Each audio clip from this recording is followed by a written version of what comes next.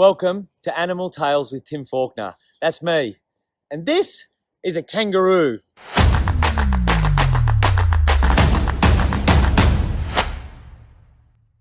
There are a whole range of species of different kangaroos throughout Australia. Now just here around me, this is a Kangaroo Island kangaroo that comes from Kangaroo Island. The others behind me here are grey kangaroos. Now the largest species is the red kangaroo. Kangaroos are very unique. They hop and they've got these long foot pads. And the reason they hop is because it was an efficient way of travelling large distances in Australia.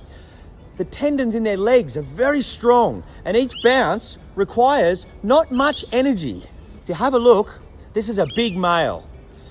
They've got wonderful big ears, a great sense of hearing. Their eyesight is also really good as well as their smell. Now, thick coat of fur that keeps them warm or cool in other areas depending on the species. Now, this is a big muscular male. He's our biggest male here at the reptile park. So his forearms are so strong. His belly is thick and hard. And the reason for that is because male kangaroos stand up and fight.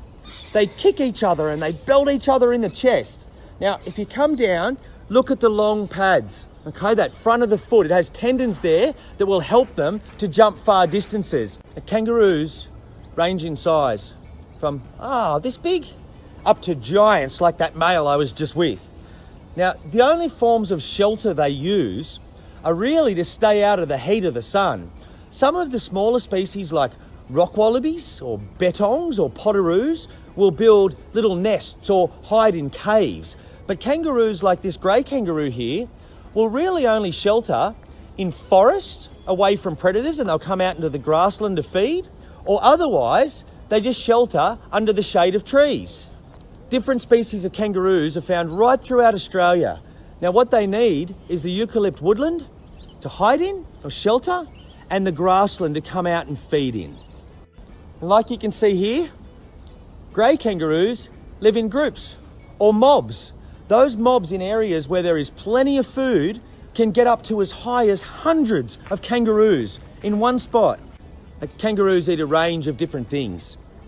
Obviously, grass. That's their main diet. Look, these two are play fighting. Look. You got two teenagers. So if you had big males, you would hear grunting and there would be fur coming off. But just like little boys and girls do, they wrestle and they play. But at the same time, they're developing skills for when they're bigger that they'll need to use to own a territory. Kangaroos drink water. They don't need much, and in some areas like Central Australia, a red kangaroo can go for months without water, as long as the water that he needs is coming from juicy bits of grass or bush or plants like this. Woo! Kangaroos breed all year round, and it can depend on seasonal rainfall. If an area got a lot of rain and they know the grass is coming, they'll breed because they know it'll be a good time for the joeys. Others in some areas will breed only in autumn, and the joey's in the pouch in winter, and the joey emerges in spring when its food is its most lush. Kangaroos have one major natural threat, and that's the dingo. And in Australia a long time ago, before the dingo was here, it was the Tasmanian tiger or the thylacine. Now, a healthy, strong kangaroo can still get away from dingoes. They can hop faster and for longer. Kangaroos play an important role with humans. They're one of our most iconic species. And to Indigenous Australians, kangaroos was something that was a great food source, something that needed to be hunted. And also, long ago, their skin was used for warmth, like a jumper that we'd wear now. A bit of homework.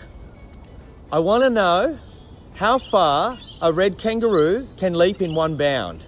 And a second bit of homework, Australia has different species of rock wallabies, similar to kangaroos. How many species of rock wallabies are there in Australia?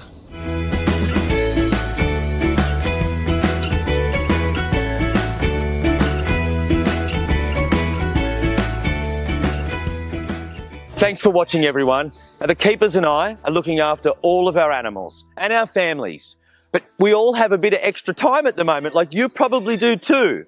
So this is a great distraction for us, and hopefully you. Now, if you like what you've seen or want to show me your homework, just put it into the comments.